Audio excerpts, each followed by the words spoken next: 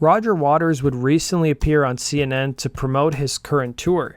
He would be interviewed by Michael Smerconish, and rather than doing what CNN probably thought was a softball interview, the musician laid into the network for their Ukraine war coverage, as well as their coverage of the escalating tension between China and Taiwan. Stay tuned for the full story.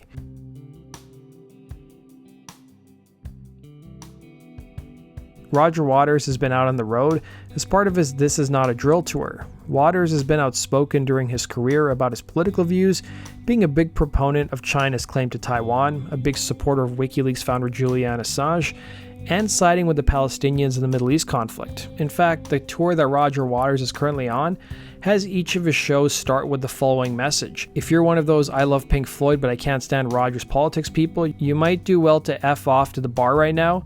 Thank you and please enjoy the show. He would answer the CNN why he displays the message, saying, "It also encourages a lot of people who've come to the show because they have listened to everything I've written since, 1965, or wherever I started writing songs. So they do know what my politics are, and they do understand where my heart is, and they understand sort of why I'm here."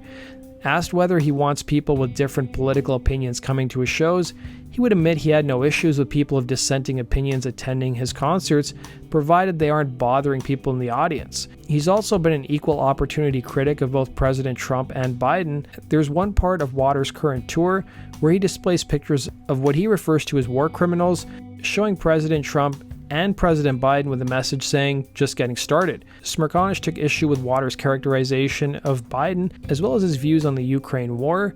Interestingly enough, CNN's producers selectively edited part of the interview to remove some of Waters' criticism of the Ukraine war and to simplify his arguments. Here's the uncut interview. Are you an equal opportunity offender on this tour? Here's why I ask. I remember the last tour, of course I came and watched, very much, about Trump.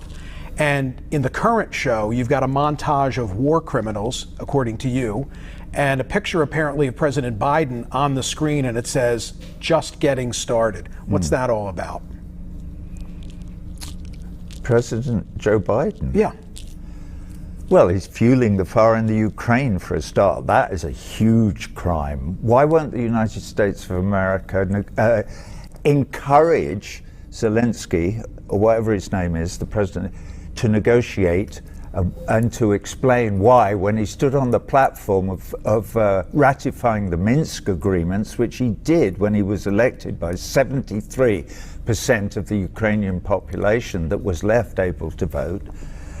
After that, somebody either whispered in his ear or he completely changed his mind about making peace in the Donbass and about solidifying the Minsk agreements and making peace with their Russian neighbors and obviating the need for this horrendous war that's killing. You're blaming. We don't know how many Ukrainians. But you're blaming the party that got invaded. Come on, you've got it reversed. That's any war. When did it start? What you need to do is look at the history, and you can say, well, it started on this day. You could say it started in 2008. Okay, this war is basically about the action and reaction of NATO pushing right up to the Russian border, which they promised they wouldn't do when Gorbachev negotiated the withdrawal of the USSR from the whole of Eastern Europe. You, Fair? With all your reading, I would suggest to you, Michael, that you go away and read a bit more and then try and figure out what the United States would do if the Chinese were putting nuclear-armed missiles into Mexico and Canada. The Chinese are too busy encircling Taiwan as we speak, okay? They're not encircling Taiwan. Taiwan is part of China. And that's been absolutely accepted by the whole of the international community since 1948.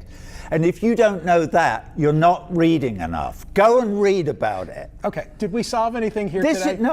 Yeah, we did. No, we didn't. Because you're believing your propaganda, your side's propaganda. You're defining it as Taiwan, propaganda. you can't have a conversation about human rights, and you can't have a conversation about Taiwan without actually doing the reading. Roger, if you're having a conversation about human rights, at the top of the list of offenders are the Chinese.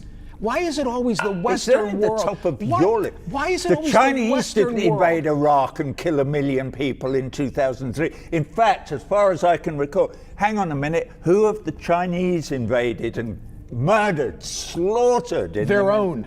bollocks. Okay. The response on Twitter was divided. Some obviously took issue with Waters' claims on Taiwan and the Ukraine war, with people claiming he was spewing Chinese and Russian propaganda. Of course, it also resulted in some puns too, with one commentator writing, "What the division bell is Roger Waters on? Clearly living on the dark side of the moon. Taiwan has never been ruled by communist China." While others came to his defense, with a former Democratic Minnesota congressional candidate writing on Twitter, the musician had attempted to educate Smirkanish of CNN about the propaganda they spread, while actor Jesse Metcalf of Desperate Housewives also defended Waters, saying he wasn't, I quote, dropping knowledge. That does it for today's video, guys. Thanks for watching, and we'll see you again in Rock and Roll Stories. Take care.